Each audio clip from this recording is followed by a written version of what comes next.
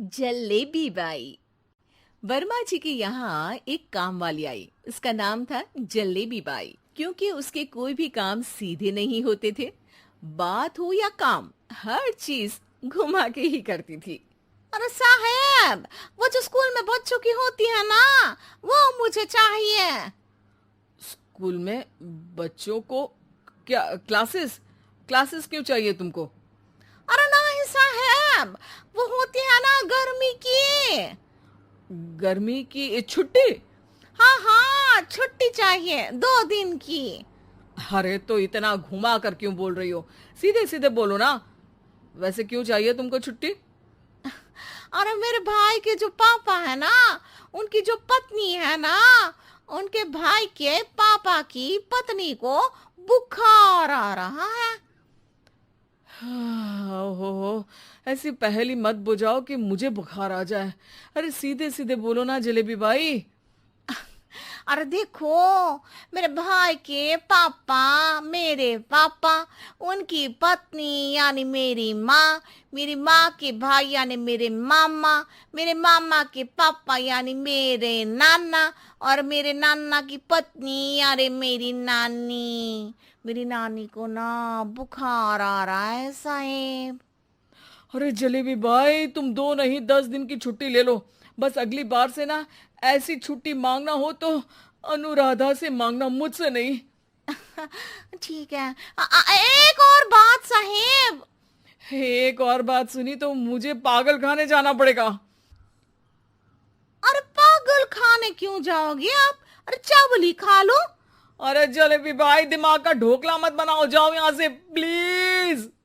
वर्मा जी जलेबी बाई की घूमी बातों से जान बचाने के लिए उसे लंबी छुट्टी दे देते हैं और अनुराधा को बताते हैं।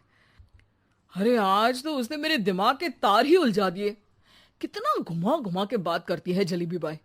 अरे तुम कहो तो मैं तुम्हारा हाथ बंटवा दूंगा घर के काम में, लेकिन जलेबी बाई को तो और झेल नहीं सकता मैं भाई। अरे शांत हो जाओ, मैं संभाल लिया करूंगी उसे। लोड मत लो आप उसको। हाँ हाँ, तुम संभाल लेना उसको, वरना मुझे नहीं संभाल पाओगी। मुझे आगरा के पागल खाने में ही भर्ती होना पड़ेगा। आगरा क्यों जाना? मुझे तो लगता है जलेबी बाई इस घर में थोड़े दिन और रही तो हमारा घर ही एक मशहूर पागल खाना बन जाएगा। तो दूसरी काम वाली ढूंढ ले क्या? अरे आजकल तो हर काम वाली बाई जलेबी जितनी ही टेढ़ी होती है। निकालेंगे नहीं, सिखा लेंगे उसको हम। लंबी छुट्टी के बाद जलेबी बाई घर आती है। अरे आ गई जलेबी बाई, नानी कैसी है तुम्हारी? और वो जो 2 के पहले आता है और जो 0 के बाद आता है। अब एक। हाँ, 1 नंबर है। अच्छा, क्या हुआ था उनको? जो दिल टूटने पर होता है ना, चोट लगने पर होता है, पगार का पैसा कटने पर भी होता है। अरे क्या होता है? बुरा लगता है। अरे जो सर में होता है, पेट में होता है, और जिसे सही करने के लिए ना आदमी को डॉक्टर के पास ही जाना पड़ता है। दर्द? हाँ, दर्द हुआ था उनका हाथ पैर में। अच्छा बस, मेरे दिमाग में दर्द होने लगा तुम्हारी जलेबी जैसी बातें सुनकर। एक काम करो, ऊपर गेहूं की पोटली रखी है, तुम जल्दी से लेकर आओ, आज आटा पिसवाना है। जलेबी बाई भागकर छत पर जाती है और गेहूं की पोटली उठाने की कोशिश करती है, मगर वजन ज्यादा होने की वजह से उससे बोरी उठती नहीं। वो सोचती है कि पोटली जल्दी पहुंचानी है। बस जलेबी बाई के टेढ़े दिमाग में एक टेढ़ी तरकीब आती है। वो पोटली को छत पे घिस कर उसे बालकनी तक ले जाती है और छत से भीतर बरामदे में बोरी फेंक देती है। लो जी लो, हो गया जल्दी जल्दी काम। नीचे पहुंचती है तो देखती है कि अनुराधा वहां उसे गुस्से से देख रही है और नीचे पूरा गेहूं बिखरा पड़ा है। ये क्या किया? अरे पोटली में वजन ज्यादा था, आपने कहा था जल्दी से ले आओ, तो इससे जल्दी कैसे करती मैं बताओ तो। हाँ, अरे काम तो सीधा करो। अब क्या करेंगे इन गेहूं का? सब सत्यानाश कर दिया। अनुराधा सोच लेती है कि अब इस जलेबी को सीधा करना ही पड़ेगा, वरना बहुत परेशानी हो जाएगी। जलेबी बाई फिर भी सुधरती नहीं है। रोज कोई घूमी फिरी बात से वर्मा जी के दिमाग में शॉर्ट सर्किट करती है, तो कभी अनुराधा के काम बिगाड़ती। जैसे कमरे में झाड़ू लगाने का कहने पर कमरों की दीवारों पर झाड़ू टांग के कहती, लगा दी कमरे में झाड़ू। देखते ही देखते ये महीना खत्म हो जाता है। अरे दीदी, पैसे दे दो ना। पैसे तो नहीं है। पैसे नहीं है का मतलब? पैसे तो होते ही है ना घर में। अरे भरोसा नहीं है तो पूरे घर में ढूंढ के बता दे कहाँ पैसे हैं, मिल जाएगी तुम्हें। अबे ढूंढ के लाई मैं। जलेबी जल्दी से अनुराधा का पर्स लेकर आती है। अरे इसमें है ना पैसा। अरे मुझे तो नहीं दिख रहा। अरे दीदी है ना, 2000 का नोट। अरे तो वो तो 2000 रुपए हैं, पैसे तो नहीं है। अरे दीदी दे दो ना, जल्दी घर जाना है, आज मेरी तारीख है। अरे पक्का आज तेरी तारीख है? हाँ दीदी, आज मेरी तारीख है, आज ही तो पगार लेती हूँ ना मैं। देखो आज तो 1 तारीख है, तेरी तारीख तो है नहीं आज। अरे दीदी दे दो ना, घुमा क्यों रही हो इतना? अच्छा कितनी पगार है तुम्हारी? 5000, आप ही ने तो तय की थी। 5 मतलब जो 4 के बाद आता है और 4 के पहले। हाँ हाँ दीदी। 5 वही जो 3 में 2 जोड़ के होता है। अरे हाँ दीदी हाँ। 5 वही ना जो 10 में से 5 घटाने पर होता है। अरे दीदी मैं समझ गई, अब आपको कभी नहीं घुमाऊंगी। प्लीज जल्दी से पैसे दे दो ना, सारी। और अब ना ये जलेबी बिल्कुल सीधी हो जाएगी, कसम से। जलेबी बाई की अकल ठिकाने आ जाती है। अनुराधा जलेबी को पैसे दे देती है और कहती है, अब अगर तुमने हमें घुमाया ना तो तुमको कहीं दूर घूमने भेज देंगे, जहां से तुम घूमने के बाद कभी वापस ही नहीं आ पाओगी। समझ गई जलेबी बाई?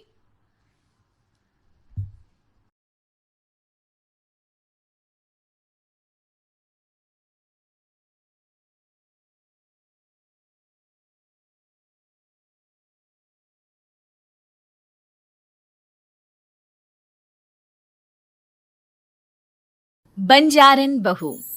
कमला एक बहुत स्वार्थी महिला है। उसने पैसों के लिए एक ऐसे इंसान से शादी की जो पहले से शादीशुदा और एक बच्चे का पिता भी था। कमला के पति को मरे हुए एक अरसा बीत गया है। अब वो अपने सौतेले बेटे वैभव के साथ रहती है। वैभव के दिल में अपनी माँ को लेकर इतना डर है कि वो अपनी माँ के सामने एक शब्द नहीं बोल पाता। उसकी माँ जो कहती है उसको सर झुकाकर वही मानना पड़ता है। वैभव, तुमने अभी तक घर का काम क्यों नहीं किया? तुमसे कितनी बार कहा है कि सूरज निकलने से पहले तुम घर की साफ सफाई पूरी कर दिया करो। वैभव कुछ नहीं बोलता, चुपचाप सर झुकाए अपनी माँ की बात सुनता रहता है। तभी पास में खड़ा नौकर सुखराम कहता है, मालकिन, वैभव बाबा को रात से तेज बुखार है, इसलिए वो सुबह जल्दी उठ नहीं पाए। उनके बदले मैं घर की साफ सफाई कर देता हूँ। इसे कोई बुखार नहीं है, मैं इसे अच्छी तरह से जानती हूँ। ये सब काम न करने के बहाने हैं। सुखराम काका, बोल दो इसे, सारे घर का काम यही करेगा। और इससे समय पर अपना काम पूरा नहीं किया तो इससे आज का खाना भी नहीं मिलेगा। मगर मालकिन, वैभव बाबा की सच में ही तबीयत खराब है, आप एक बार देख तो लीजिए। कमला बिना कुछ बोले वहां से चली गई और बेचारा वैभव तेज बुखार में भी काम करता रहा। कमला वैभव की शादी एक ऐसी लड़की से कराना चाहती थी जो अनपढ़ हो और कमला से इसी तरह डरे जिस तरह वैभव डरता है, ताकि वैभव की सारी जायदाद और धन दौलत उसकी मुट्ठी में रहे। लेकिन आज के जमाने में ऐसी लड़की मिलना मुश्किल है। कमला कार में यही सब कुछ सोचती जा रही थी कि तभी रास्ते में, अरे ड्राइवर, तुमने कार क्यों रोक दी? और ये इतना शोर कैसा? मैडम, आगे कुछ बंजारों का खेल चल रहा है, इसलिए भीड़ लगी है। मैं अभी भीड़ को साइड में करवाकर कार निकालता हूँ। ड्राइवर भीड़ को साइड करके कार निकालने की कोशिश करने लगा कि तभी कमला की नजर रस्सी पर चल रही एक फुलवा नाम की बंजारन पर पड़ी। क्यों ना मैं इस बंजारन की शादी वैभव से करा दूं। ये तो अनपढ़ लग रही है, मेरे पैरों तले दबकर भी रहेगी। मुझे अभी इसके माँ बाप से बात करनी होगी। ये सोचकर कमला ने उन बंजारों से बात की और उन्हें शाम को अपने घर बुलाया। फुलवा के माता पिता वहां उसे लेकर आ गए। उन्होंने इतना आलीशान घर पहले कभी नहीं देखा था। अच्छा हुआ आप लोग आ गए। देखिए, मुझे घुमा फिरा कर बात करने की आदत नहीं है, इसलिए सीधे सीधे मुद्दे पर आती हूँ। मुझे आपकी बेटी बहुत पसंद है। मैं अपने इकलौते बेटे की शादी आपकी बेटी फुलवा से कराना चाहती हूँ। इसके बदले में आप जो चाहो वो ले सकती हैं। तभी फुलवा की माँ कहती है, ये क्या कह रही है मैम साहब, कहीं आप हमारी गरीबी का मजाक तो नहीं उड़ा रही ना? आप मेरे बेटे से मिल लो। अगर आपको मेरा बेटा पसंद आता है तो मैं कल से ही शादी की तैयारी शुरू कर दूंगी। सुखराम, सुखराम, वैभव को लेकर आओ। फुलवा अपनी माँ के कान में फुसफुसाती है। माँ, कहीं इस मेम साहब का छोरा पागल तो ना है? फुलवा अपनी माँ से बात कर रही होती है कि वैभव वहां आता है। फुलवा उसे देखती ही रह जाती है और उसके माता पिता उसकी शादी तय कर देते हैं। शादी वाले दिन किसी को फुलवा और वैभव की बेमेल विवाह की बात समझ में नहीं आती। फिर भी एक औरत कमला से पूछ ही लेती है, कमला जी, आपने अपने इकलौते बेटे की शादी देहाती गवार से क्यों करा दी? ये बंजारन आपके घर की बहू बनने लायक तो नहीं है। कम से कम अपने स्टेटस का ही ख्याल कर लिया होता। बहू तो अपने टक्कर की लाती, आपने तो बंजारन को ही बहू बना लिया। अब कमला को समझ में नहीं आ रहा था कि इस बात का क्या जवाब दे। वो कुछ देर चुप रही और सोच समझ कर कहती है, बहन जी, आपको तो पता है आजकल के बच्चे किसी की बात कहाँ सुनते हैं। मैं तो अपनी बहू एक पढ़ी लिखी और अपनी सोसाइटी की ही ढूंढ रही थी। लेकिन मेरे बेटे ने मेरे सामने इस बंजारन को लाकर खड़ा कर दिया। बोला कि मैं शादी करूंगा तो इसी से। अब भला मैं क्या करती, मुझे अपने बेटे के सामने झुकना ही पड़ा। कमला की ये बातें सुखराम भी सुन रहा था। उसने ये सारी बातें वैभव को जाकर बता दी। काका, मैं तो फुलवा को जानता भी नहीं, फिर माँ मेरे बारे में झूठ क्यों कह रही है? अरे बेटा, तुम कितने भोले हो, तुम्हें कुछ भी नहीं पता। तुम्हारे पिता अपनी सारी संपत्ति तुम्हारे नाम करके गए हैं। तुम्हारी माँ नहीं चाहती कि ये संपत्ति तुम्हें मिले, इसलिए उन्होंने तुम्हारी अनपढ़ लड़की से शादी करवाई ताकि तुम्हारी तरह वो भी अपने हक के लिए आवाज ना उठा सके। सुखराम काका, मैं क्या करूं, आप ही बताओ। माँ के सामने आते ही मेरे हाथ पैर कांपने लगते हैं। मैं माँ को कुछ भी नहीं कह पाता। वे दोनों बात कर ही रहे थे कि अचानक कमला वहां आ गई। कमला को देखकर दोनों घबरा गए। तुम दोनों फिर कभी बातें कर लेना, अभी फेरों का समय हो गया है, चलो जल्दी आओ। इस तरह फुलवा और वैभव की शादी हो गई।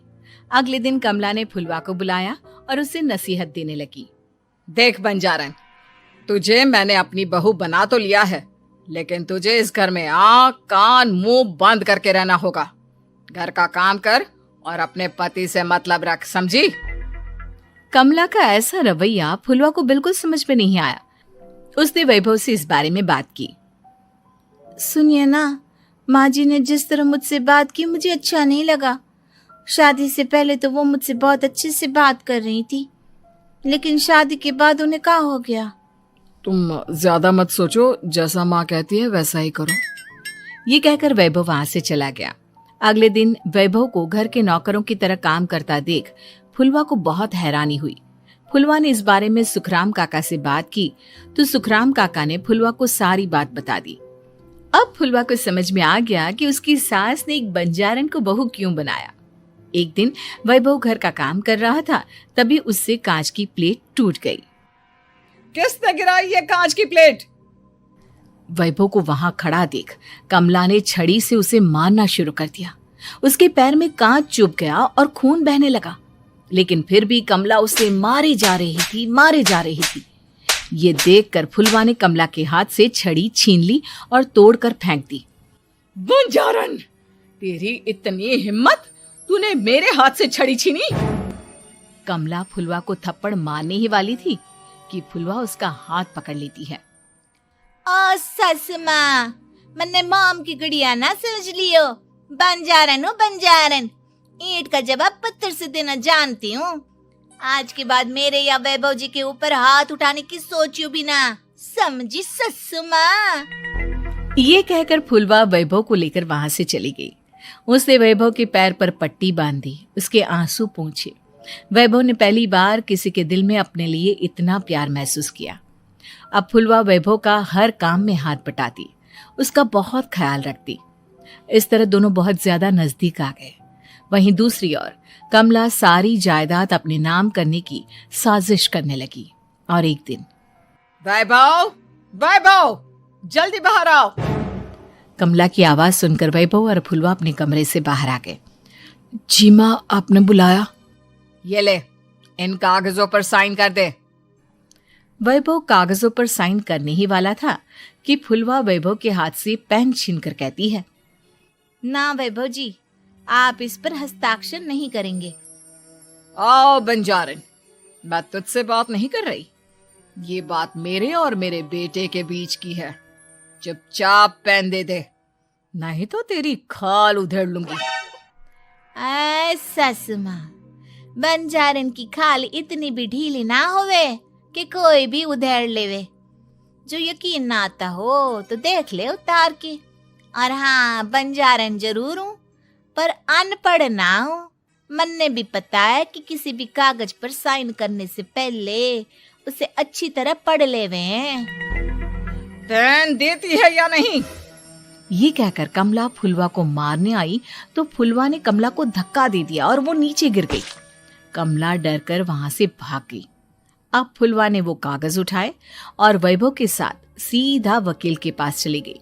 वकील ने वो कागज देखे और फुलवा को बताया, वैभव के पिता की सारी जायदाद और संपत्ति वैभव के नाम है, लेकिन वैभव की सौतेली माँ इस संपत्ति को अपने नाम कराना चाहती है, इसलिए इन कागजों पर वो साइन करा रही थी। तो अब हमें क्या करना चाहिए वकील साहब? वकील ने फुलवा और वैभव को सब कुछ अच्छी तरह से समझा दिया। अब दोनों घर पर पुलिस को लेकर पहुंचे। कमला पुलिस को देखकर घबरा गई। पुलिस ने कहा, आपके नाम की कंप्लेंट हुई है, आपको हमारे साथ थाने चलना होगा। कंप्लेंट? कैसे कंप्लेंट? आप अपने सौतेले बेटे पर बहुत अत्याचार करती हो, धोखे से सारी जायदाद अपने नाम करा रही थी। अब नहीं इंस्पेक्टर साहब, जरूर ये मेरी बहू की कोई साजिश है, इसने गलत कंप्लेंट की है।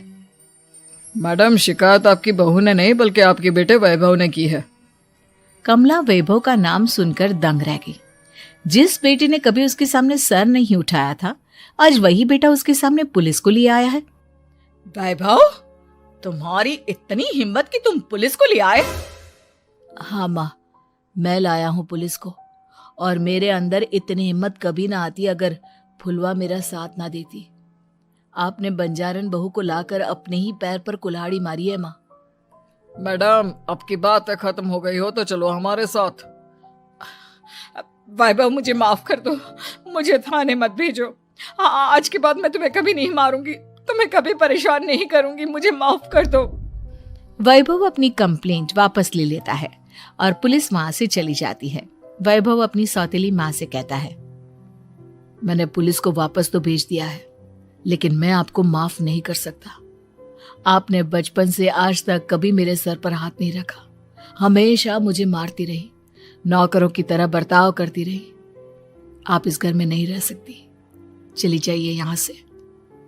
कमला घर छोड़कर चली गई और सड़क किनारे खड़ी होकर सोचने लगी, काश मैंने वैभव को माँ की तरह प्यार किया होता तो आज मैं इस तरह से बेसहारा ना हो जाती।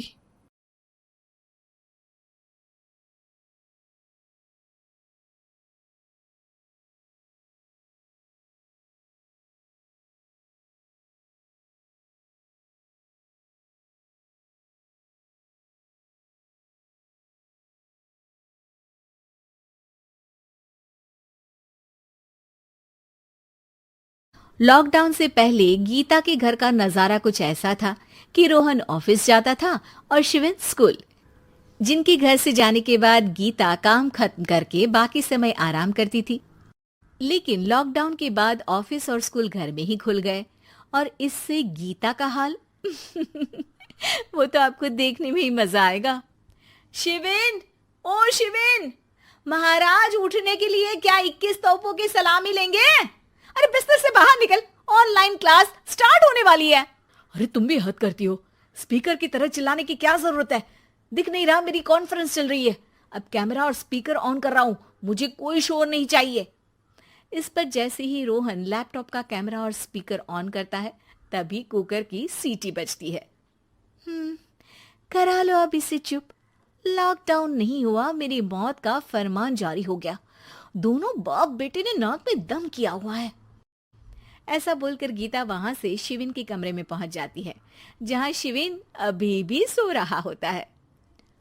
ओ आलसी, अब अगर 5 मिनट में नहीं उठाना तो आज तेरा गेम और यूट्यूब कैंसिल। माँ की बात सुनकर शिविन बिना 1 मिनट गंवाए उठ खड़ा होता है। उठ गया, अभी नहाकर भी आता हूँ। ये नाटक कहीं और, मुंह पर गीला कपड़ा मार और पढ़ने बैठ। शिविन की ऑनलाइन क्लास स्टार्ट हो जाती है, जिस पर गीता उसे वहां बिठाकर रसोई में चली जाती है। थोड़ी देर में उसे कमरे से कुछ आवाज सुनाई देती है, जिसे सुनकर वो कमरे में वापस आती है। हाय राम, तुझे क्लास अटेंड करने के लिए बोला था, कैमरा ऑफ करके बिस्तर पर नाचने के लिए नहीं बोला था।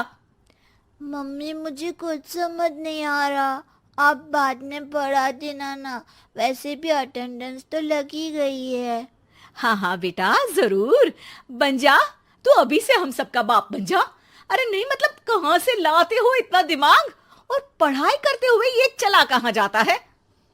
नाइस क्वेश्चन, दिमाग से पूछकर बता दूंगा।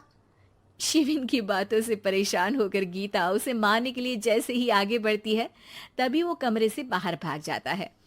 अब शिविन आगे आगे और गीता हाथ में चप्पल पकड़े उसके पीछे पीछे पूरे घर में दोनों घूम रहे होते हैं। इसी बीच वो रोहन के पास पहुंच जाता है और शिविन को मारने वाली चप्पल रोहन के लैपटॉप पर जाकर गिरती है। ओए माँ! मम्मी, अब पापा को चप्पल मार रही हो? वो आज तक के रिपोर्टर, चुपचाप जाकर क्लास अटेंड कर ले, नहीं तो अगली तेरे पीछे लगेगी। इस पर शिविन वहां से चला जाता है, जिसके बाद रोहन गीता से कहता है, इस सर्कस के लिए कुछ बोलना चाहोगी? अरे क्या करूं, जब से तुम दोनों घर में रहने लगे हो, घर अपने आप ही सर्कस बन गया है और मैं तुम्हारी नौकर। कभी बेटी को संभालो तो कभी बाप के नखरे उठाओ।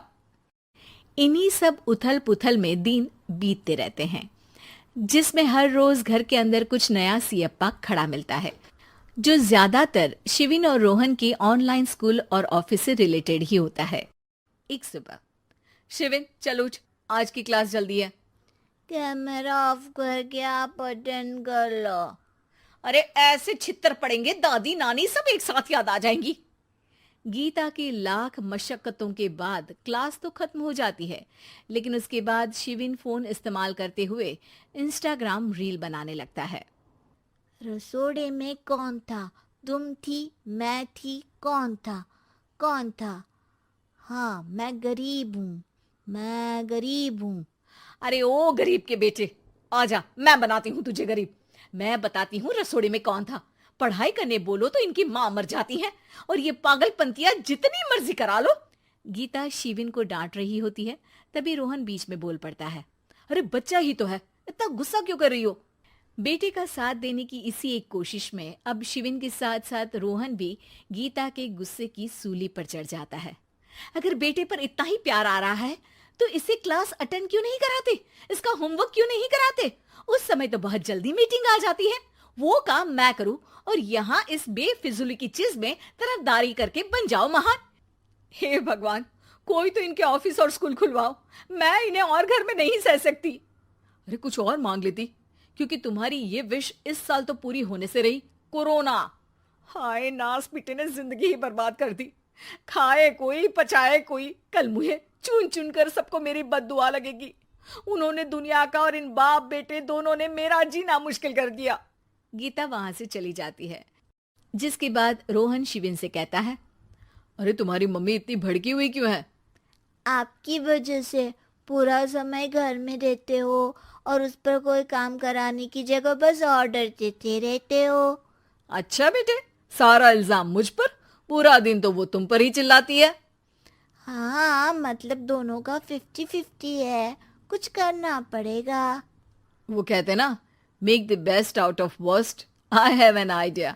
वैसे तुम्हारी माँ सही कहती है, बहुत जुबान चलाने लगे हो, कम बोला करो। अगली सुबह रोहन और शिविन अपनी गलती को सुधारने के लिए गीता के उठने से पहले घर का आधा काम खत्म कर देते हैं, जिसे देखकर गीता खुश हो जाती है और फिर बाकी बचा काम वो तीनों मिलकर पूरा कर लेते हैं।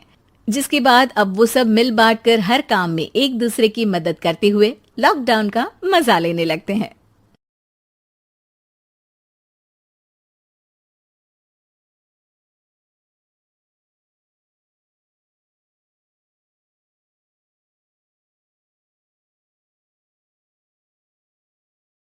बदतमीज बहू।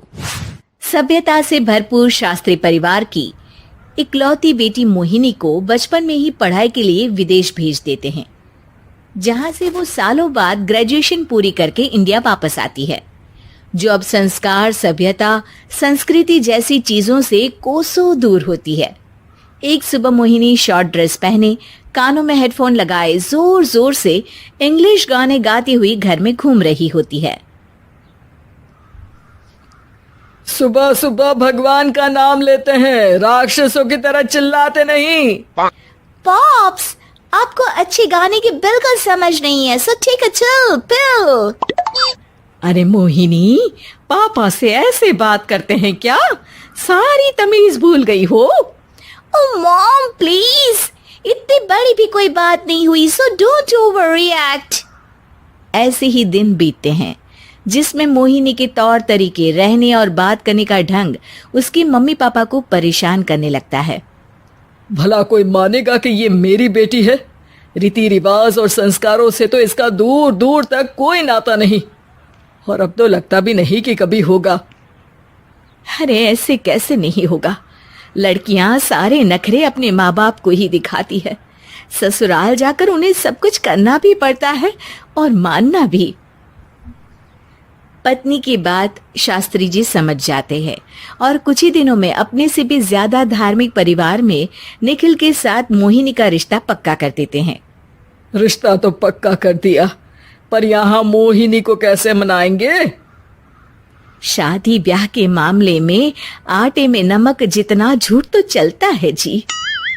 इसी तरह एक के बाद एक तिकड़म लगाते हुए दोनों मिलकर मोहिनी को शादी के लिए तैयार कर लेते हैं और मोहिनी निखिल की शादी हो जाती है, जिसके अगले दिन से ही मोहिनी दोबारा अपने पूरे अवतार में शॉर्ट ड्रेस पहनकर घर में घूमने लगती है। बहू को ऐसे देख सास की आंखें फटी की फटी रह जाती हैं। अरे ये क्या बेशर्मी है, हमारे घर की लड़कियां जींस तक नहीं पहनती और तुम बहू होकर इतने छोटे कपड़े पहनकर पूरे घर में घूम रही हो। सीरियसली मॉम, प्लीज आप अपनी इस 80 के दशक वाली सोच में मुझे इंक्लूड मत करो। हाय तौबा, एक तो बेशर्मी दिखाती है, ऊपर से सास के साथ जुबान भी लड़ाती है। अरे जल्दी कपड़े बदल कर आ, घर की पहली आरती तुम्हें ही करनी है। इतनी देर में निखिल भी वहां आ जाता है। माँ पापा आने वाले हैं, पूजा का सारा सामान तैयार है ना? ये पूजा हमेशा मेरे बॉयफ्रेंड्स के पीछे पड़ी रहती थी और अब हस्बैंड के पीछे भी आ गई। मोहिनी की बातें सुन सास तो अपना सिर पकड़ लेती है, लेकिन निखिल किसी न किसी तरह उसे पूजा के लिए कन्विंस करके कपड़े चेंज करने के लिए भेज देता है, जिस पर पूजा खत्म होने के बाद वो एक बार फिर अपनी शॉर्ट ड्रेस में आ जाती है। बहू, ये क्या तरीका है? संस्कार नाम की कोई चीज है या नहीं? नहीं ससुर जी, संस्कार मेरा दूसरा बॉयफ्रेंड था, अब तो मेरा उससे कोई कांटेक्ट नहीं है। मोहिनी का जवाब सुन के ससुर तो भगवान नाम जपते वहां से चले जाते हैं, लेकिन सास बहू के बीच कहा सुनी फिर शुरू हो जाती है, जिसे इग्नोर करते हुए मोहिनी घर से बाहर चली जाती है और देर रात घर वापस आती है। मोहिनी, मैं जानता हूँ कि तुम विदेश में रही हो और तुम्हें वहीं की आदत है, पर यहाँ चीजें कुछ अलग है। अगर तुम उस हिसाब से कुछ एडजस्ट कर लो तो सबके लिए सही हो जाएगा। I am not in a lecture mood. Good night. अगली सुबह मोहिनी देर से उठकर एक बार फिर उसी तरह सबके सामने आती है, जिस पर उसकी सास कुछ बोले उससे पहले ही मोहिनी की दोस्त मोनिका और रचिल वहां आ जाती हैं। Oh, hi, darling. How are you? OMG, we missed you so much. I missed you too, darling. Ram Ram, इन्होंने तो तुमसे भी छोटे कपड़े पहने हैं। अरे तुम लोगों के अंदर कोई शर्म लिहाज बाकी भी है या सब बेच खाई? मोहिनी, तुम्हारी मेड कुछ ज्यादा नहीं बोलती? इस पर मोहिनी की दोस्त उसकी सास का मजाक बनाने लगती है, जिसे सुन निखिल उन्हें जवाब देते हुए कड़वे शब्द सुना देता है और वो सुन के वो दोनों तो मुंह बनाए वहां से चली जाती है, लेकिन गुस्से से लाल मोहिनी वहीं खड़ी निखिल को घूरती रहती है। घूर क्या रही हो? तुमसे शादी की ये सोचकर कि विदेश में पढ़ी लिखी हो, घर में कोई पॉजिटिव चेंज लाओगी, अपनी करियर के लिए एम्बिशियस होगी, पर अपने इस बिहेवियर से उस पढ़ाई के साथ साथ अपने मम्मी पापा के नाम को भी डुबो रही हो। अगर तुम्हें ऐसे ही हाल रखना है तो यहाँ रहने की कोई जरूरत नहीं है। निखिल की बातें सुनकर मोहिनी रोते हुए घर छोड़कर अपनी मम्मी पापा के पास वापस आ जाती है। ससुराल में सब कुछ ठीक तो है? वो अपने आप को समझते क्या है? मोहिनी पर चिल्ला रहे? मैं क्यों उसके इशारों पर चलूं? मैं अपनी लाइफ अपने तरीके से जीना चाहती हूँ और वो ना आप लोगों को मंजूर था और ना ही उन्हें है। तुम यहाँ नहीं रह सकती। अपने पापा की बात सुन के मोहिनी हैरान रह जाती है। हाँ, तुमने बिल्कुल सही सुना। अगर तुम्हें अपने इस घमंड, बेशर्मी और बदतमीजी में ही जीना है तो तुम यहाँ भी नहीं रह सकती। बेटी, मैं मानता हूँ हमारे यहाँ रीति रिवाज बहुत मायने रखते हैं और हमने उन्हीं के ओवरडोज से बचाने के लिए तुम्हें विदेश भेजा था। एक लड़की जो शादी करके घर और बच्चे संभालती है, उससे तुम अपने आप को ज्यादा समझ सको इसके लिए भेजा था। तुम उससे ज्यादा समझो और बनो, पर तुम तो किसी दूसरी ही ट्रेन में चढ़ गई बेटा। उसके मम्मी पापा बहुत देर तक मोहिनी को सारी बातें समझाते हैं, जिन्हें सुनकर मोहिनी को अपनी गलती का एहसास होता है।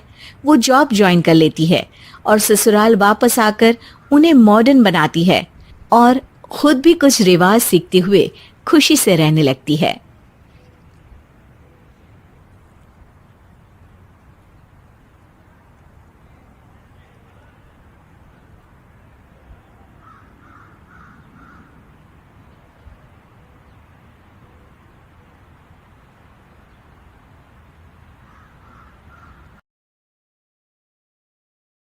अपने पराए।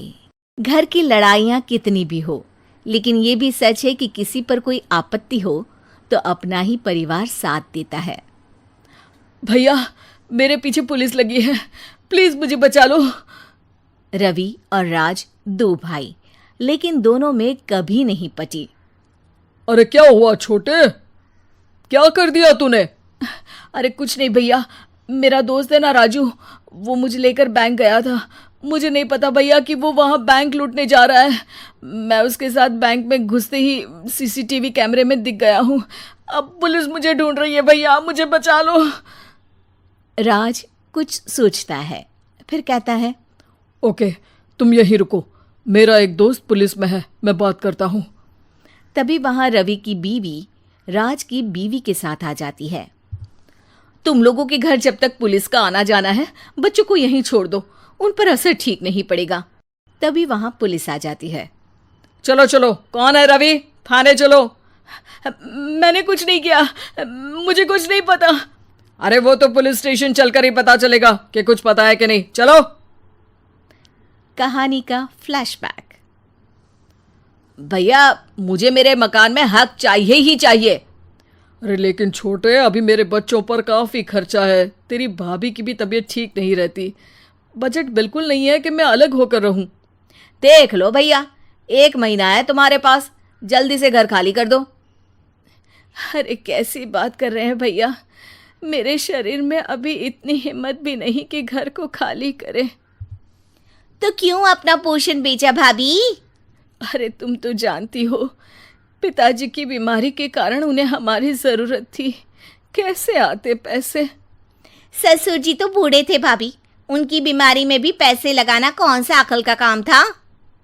तो क्या पिताजी को मैं मरने के लिए छोड़ देता?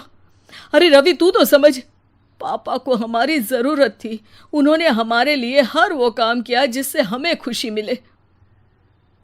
बैक टू रवि, जो जेल में बैठा है। ये मैंने क्या कर दिया था? मैं ना पिता का हुआ ना ही भैया का। मेरे साथ जो हो रहा है ठीक ही हो रहा है। तभी वहां पुलिस वाला आता है।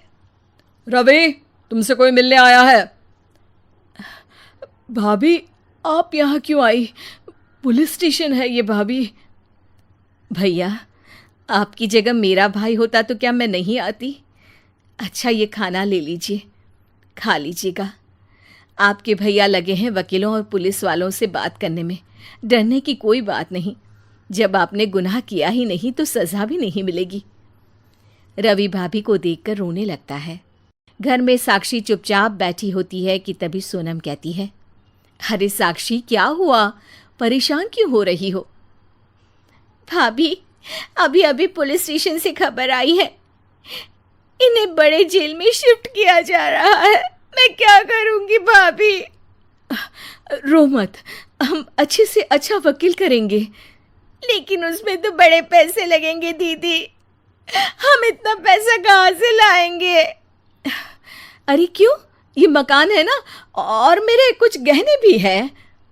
साक्षी की आंखों में पानी आ जाता है। पर दीदी, ये तो आप और भैया की मेहनत की कमाई है। पापा के बाद भी तो हम लोगों का सब खत्म हो गया था। पापा को तो बचा नहीं पाए, लेकिन भैया को जरूर बचा लेंगे। और भगवान चाहेंगे ना तो दोनों भाई मिलकर इससे भी बड़ा मकान खड़ा कर लेंगे। साक्षी। थोड़ी देर में राज वहां आता है। सोनम सही कह रही है साक्षी, पैसों की कमी के कारण किसी भी बेगुनाह को सजा नहीं मिलती। राज एक अच्छा सा वकील करता है। सोनम और साक्षी बचाए पैसे और अपने गहनों को बेचकर रवि का केस लड़ते हैं और जल्द ही रवि जेल से बाहर आ जाता है। रवि राज को गले लगाकर कहता है, भैया मुझे माफ कर दो, मुझे साक्षी ने सब कुछ बताया है। भैया, आपने मुझ पर विश्वास किया, मेरे लिए दिन रात मेहनत की, भाभी ने अपने गहने तक बेच दिए। भैया, आपने तो पापा के लिए भी पैसे नहीं देखे, लेकिन मैं बहुत ही सेल्फिश निकला। भैया, एक आखिरी बार मुझे माफ कर दो, मैं शर्मिंदा हूँ। अरे भाई, अपने तो अपने ही होते हैं। पापा ने हमारे लिए क्या नहीं किया, ये तुम्हें बताने की ज़रूरत नहीं है मुझे। और फिर तू तो मेरा भाई है। पैसे से बढ़कर रिश्ते होते हैं भाई।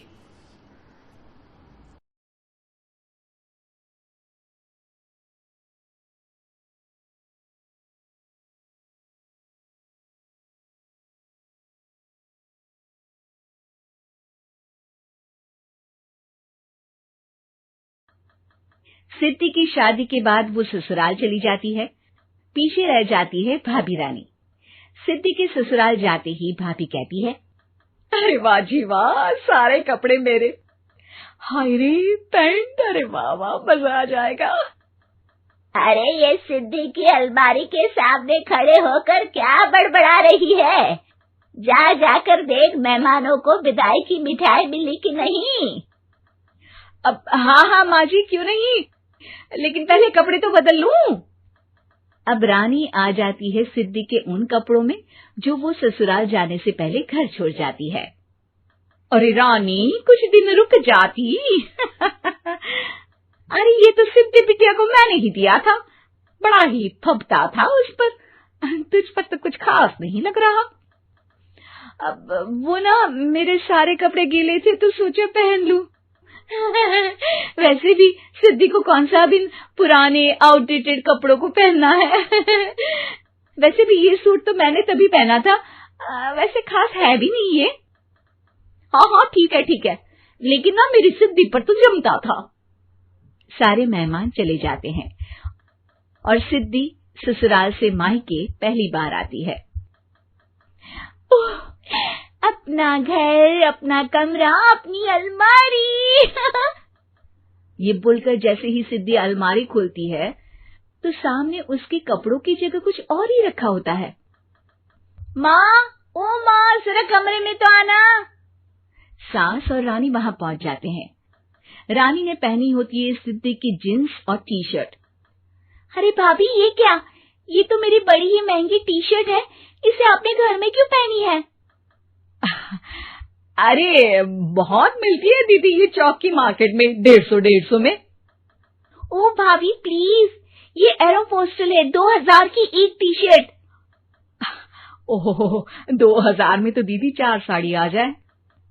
अब क्या बोलूं भाभी, ये मेरी अलमारी में छोटू के कपड़े, तो मेरे कपड़े कहाँ हैं? मेरी अलमारी में? अब दीदी आपको कौन से पुराने कपड़े पहनने थे? माना भाभी, लेकिन मैं जब घर आती तो यही सब पहनती ना। अरे तुम तो बड़ी कंजूस हो दीदी। खैर, वक्त आता है जब सिद्धि ससुराल के लिए रवाना हो रही होती है। अरे रानी, अंदर से सिद्धि का गिफ्ट ले आ, लड़की पहली बार ससुराल से मायके आई है। रानी अंदर जाती है और एक सिंपल सी साड़ी लेकर बाहर आ जाती है। ये लीजिए माँ जी। सास बेटी को गिफ्ट देकर ससुराल भेजती है। अगले दिन रानी एक सुंदर सी साड़ी पहनकर सामने आती है। अरे रानी, ये तो वो साड़ी है जो मैंने सिद्धि को देने के लिए दी थी जब वो ससुराल ले जाती, लेकिन ये तूने कैसे पहन ली? अरे माँ जी, ये साड़ी तो मुझे बहुत पहले से ही पसंद थी, लेकिन चिंता ना करिए, मैंने सिद्धि के लिए भी अच्छी सी साड़ी दी है। हाँ। तभी सिद्धि का फोन आता है। क्या माँ, कुछ अच्छा तो दिया होता ससुराल ले जाने के लिए। अरे पहले दिखा दिया होता। ये चमकते हुए पैकेट में नौकरानी वाली साड़ी मत दिया करो माँ। अरे बेटे, वो तेरी भाभी ने ना गलती से उससे पैकेट बदल गया। हाँ, मैं कल ही तेरे भाई के हाथ से तेरा वाला पैकेट भेज दूंगी। अरे रहने दो माँ, आई एम श्योर भाभी ने अभी वही साड़ी पहनी होगी जो तुमने मेरे लिए रखी थी। तुम तो समझ नहीं पाई उनको। खैर छोड़ो, मैं ज्यादा बोलती अच्छी नहीं लगती, रहने दो, आपको उन्हीं के साथ रहना है, फिर बात करेंगे।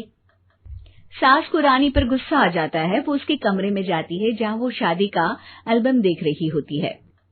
रानी, मार्केट जाकर एक ऐसी ही साड़ी लेकर आ, कल प्रतीक जाकर सिद्धि के घर दे आएगा। अरे क्यों माँ जी, कितनी साड़ी देनी है दीदी को? यहाँ कोई सेल लगी है क्या? अरे चुप कर, मेरे बेटी के हिस्से की साड़ी खुद पहन ली, अब ज्यादा ज्ञान बांट रही है। एक दिन सिद्धि का फोन आता है। माँ, मेरी सास ने आप सबको खाने पर बुलाया है। सारे लोग सिद्धि के ससुराल पहुंचते हैं। खाना खाकर वो लोग निकल रहे होते हैं कि सिद्धि की सास सभी को गिफ्ट देती है। अरे बहन जी, बेटी के घर का खाना खा लिया, यही बहुत है जो आप ऊपर से गिफ्ट भी दे रही है। अरे बहन जी, आप भी कहाँ इन बातों पर विश्वास कर रही हैं। सास सभी को गिफ्ट देती है, लेकिन रानी को जो साड़ी देती है वो अजीब सी हरे रंग की, लाल रंग की बड़ी छाप वाली होती है। अरे छी, ये कौन पहनेगा? सासू माँ को तो जरी वाली इतनी सुंदर, और मेरे लिए ये नौकरानी वाली। अरे भाभी, दरअसल मैं जब भी घर आती थी आप वापसी में ऐसी ही साड़ी देती थी ना, तो माँ ने सोचा कि आपको आपकी पसंद की ही साड़ी क्यों ना दी जाए। बेचारी रानी, बोलती भी तो क्या। सिद्धि और सास रानी का चेहरा देखकर हंसने लगती है, तो रानी समझ जाती है कि अपने ही बिछाए जाल में वो फंस चुकी है।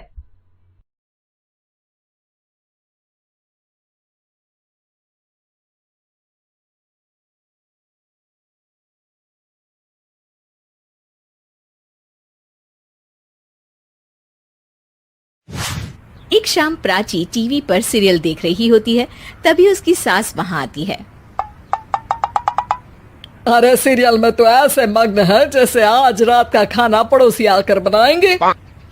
मुझे पता ही नहीं था आपने अपने बेटे की शादी पड़ोस में भी की हुई है। हैं? मतलब? मतलब इस घर में सारा काम बहू ही करती है, आप तो सिर्फ खर्राटे मारती हैं। अच्छा जी, फिलहाल तो तुम आराम फरमा रही हो, चलो जाओ, ये मेरे टीवी देखने का समय है। आहा, इसीलिए मुझे भगाया जा रहा है।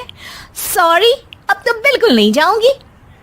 प्राची की इस बात पर दोनों सास बहू के बीच टीवी रिमोट के पीछे बच्चों जैसे छीना झपटी शुरू हो जाती है, जिसके बीच श्लोक भी काम से घर वापस आ जाता है। हाँ, आज मेरी चूहे बिल्ली की जोड़ी किस बात पर झगड़ रही है? अरे तेरे बीवी मुझे टीवी ही नहीं देखने दे रही। अरे तुम्हारी मम्मी मुझे खाना बनाने के लिए फोर्स कर रही है। अरे वाह, ऐसे बेतुके रीजन पर तो बच्चे भी झगड़ा नहीं करते। अरे मुझे कुछ मत बोल, सब इसने ही शुरू किया है। हाँ हाँ, जैसे आप तो बहुत दूध की धूली है ना। अरे बस, दोनों चुप। प्राची जाओ, खाने की तैयारी करो। और माँ तुम छोड़ो, तुम्हें क्या बोलूं, शांति से अपना सीरियल देखो। मुझे दोबारा लड़ने की आवाज सुनाई नहीं देनी चाहिए। ऐसा बोलकर श्लोक वहां से चला जाता है, जिसके पीछे पीछे प्राची भी कुछ न कुछ बड़बड़ाते हुए रसोई में चली जाती है। हाँ हाँ, सासू जी को तो कुछ बोलेंगे ही नहीं, बस मुझ पर ही हुक्म चलता है, खाना बनाओ, जैसे मैं इनके घर में खाना बनाने के लिए आई हूँ। इसी तरह शाम बीतती है और रात को श्लोक और प्राची की सास खाना खाकर सोने चले जाते हैं, लेकिन प्राची गुस्से में कुछ खाए बिना काम में ही लगी रहती है। इस घर में किसी को घंटा फिक्र नहीं पड़ता, मैं खाऊं या भूखी रहूं। प्राची कुछ देर के लिए रसोई से बाहर जाती है और जैसे ही वापस आती है तो वहां दूध का भरा ग्लास देखकर हैरान रह जाती है। फिक्र पूरी है, बस दिखाना नहीं है। प्राची दूध पीकर सोने चली जाती है और अगली सुबह एक बार फिर सास बहू का कार्टून नेटवर्क स्टार्ट हो जाता है। ये तुमने ही किया है। अरे अजीब जबरदस्ती है, मैं बोल रही हूँ मैंने कुछ नहीं किया। दोनों ने मिलकर पूरे घर को पागल खाना बनाया हुआ है। यहाँ कोई नॉर्मल इंसान तो रह ही नहीं सकता, इसीलिए अब पड़ोसी क्या रिश्तेदार भी घर आने से कतराते हैं। और सुन बेटे, तू भी चंगा, तेरी माँ भी चंगी, तेरी बीवी भी चंगी, रिश्तेदार। हाँ जी, आपको नहीं पता क्या, गंगाधर ही शक्तिमान है, रिश्तेदार ही। हाँ हाँ, बस समझ गया। कभी जानवरों जैसे लड़ेंगी तो कभी जुगलबंदी करेंगी। भाई मैं आप दोनों के बीच में नहीं फंसना चाहता। सास बहू की इस मनमौजी जोड़ी से परेशान होकर श्लोक अपना सिर खुजलाता वहां से चला जाता है। चलो अब मैं भी कीर्तन में जा रही हूँ। इस पर जैसे ही सास कमरे में अपना पर्स लेने जाती है तो वहां नाश्ते की प्लेट रखी देख मुस्कुराने लगती है और नाश्ता करके घर से बाहर निकलते हुए कुछ पैसे टेबल पर रख जाती है, जिसके कुछ देर बाद सिलेंडर वाला घर आता है। ओ मोरी मैया, मैं सिलेंडर के बारे में तो बिल्कुल भूल ही गई थी। घर खर्च के सारे पैसे भी मम्मी के पास है और श्लोक से बोला तो उल्टा 4 बात सुनाएंगे। प्राची ये सोच ही रही होती है कि अचानक उसका चेहरा चमक उठता है और वो घर में आकर इधर उधर देखने लगती है। तभी उसकी नजर टेबल पर रखे पैसों पर पड़ती है, जिन्हें वो सिलेंडर वाले को दे देती है। ये सब श्लोक देख लेता है। अच्छा बेटे, इतना बड़ा घोटाला, सबके सामने मैं तेरी दुश्मन और पीठ पीछे तेरी मेरी यारी। इस पर श्लोक एक प्लान बनाता है और शाम को सब एक साथ बैठे होने पर बोलने लगता है। माँ, तुम दोनों की बहुत लड़ाई होती है, इसलिए मैं सोच रहा हूँ कि प्राची को उसके घर छोड़ाऊं। इससे वो भी खुश रहेगी और तुम भी। अचानक श्लोक की ये बात सुनकर सास बहू शौक से उसकी तरफ देखती है। अरे ऐसे कैसे घर छोड़ाओगे, मुझे कहीं नहीं जाना। अरे तुमने बोला नहीं पर मैंने सुन लिया, तुम्हें मम्मी के साथ रहना अच्छा नहीं लगता, मुझे पता है। अरे वो अरे, जब बहू खुद कुछ काम बोले तो वो तुझे सुनता नहीं, और अब जो इसने बोला ही नहीं वो तू समझ गया। जब उसे नहीं जाना तो फिर जबरदस्ती क्यों कर रहा है? अच्छा, फिर आपको मौसी के घर छोड़ाता हूँ। बस अब आप दोनों एक घर में एक छत के नीचे नहीं रह सकती। मैं इस टॉम एंड जेरी की जोड़ी को और नहीं झेल सकता। है? ऐसे कैसे नहीं रह सकते? तुम्हें इतनी दिक्कत है तो तुम्हारा बोरिया बिस्तर पैक कर देती हूँ, लेकिन मम्मी जी कहीं नहीं जाएंगी। बिल्कुल यही सुनना था मुझे। अगर दोनों में इतना ही प्यार है फिर हर वक्त ये लड़ाई का नाटक क्यों करती हो? देखा मैंने कैसे माँ किचन में दूध रखती है और तुम उनके लिए कमरे में नाश्ता रखती हो, और कैसे वो पहले ही तुम्हारी दिक्कत समझकर घर में पैसे रखकर बाहर जाती है। अरे भाई, इतना ड्रामा तो डेली सोप में भी नहीं होता जितना तुम दोनों ने इस घर में फैलाया हुआ है। तू हमें टॉम एंड जेरी बोलता है ना, तो याद कर वो दोनों भी एक दूसरे को बाहर वालों की बुरी नजर से बचाने के लिए हमेशा सबके सामने लड़ते थे, लेकिन अकेले में दिक्कत के समय मदद भी तो करते थे। बस हमारा रिश्ता भी कुछ ऐसा ही है। और वैसे भी अगर सास बहू में तू मैं नहीं होती तो दुनिया वालों को कहानियां कैसे मिलेंगी?